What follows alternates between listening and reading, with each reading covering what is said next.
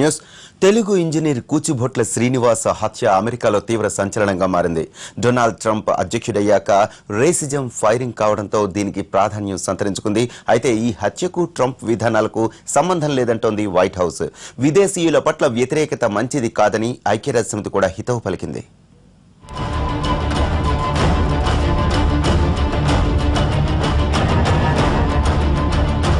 అమెరికాలో కూచిభొట్ల శ్రీనివాస హత్యకు జాత్యహంకారమే కారణమని విమర్శలు వెల్లువెత్తాయి. ట్రంప్ పాలసీయే దీనికి కారణమన్న ఆరోపణలతో వైట్ హౌస్ స్పందించింది. జరిగిన దుర్ఘటన విచారకరమని చెబుతూనే ట్రంప్ పాలసీల కారణంగా హత్య జరగలేదని స్పష్టం చేసింది వైట్ హౌస్. ఈ ప్రకటనపై అమెరికాలోనే భిన్నాభిప్రాయాలు వ్యక్తమవుతున్నాయి. విద్వేషం విజయం సాధించకుండా చూడాలని భారత సంతతి సెనేటర్ కమలా హ్యారిస్ అభిప్రాయపడ్డారు. ట్రంప్ వచ్చాకే ఇలాంటి ఘటనలు పెరిగిపోయాయని కాంగ్రెస్ మెంబర్ ప్రమీలా జైపాల్ మండిపడ్డారు.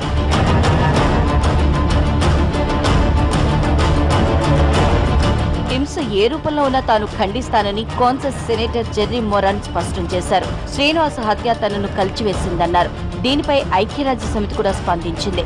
విదేశీయుల పట్ల తీవ్రమైన వ్యతిరేకత మంచిది కాదని, సమితి ఎప్పుడూ ఇలాంటి వైఖరి ప్రోత్సహించదని ప్రకటన చేసింది.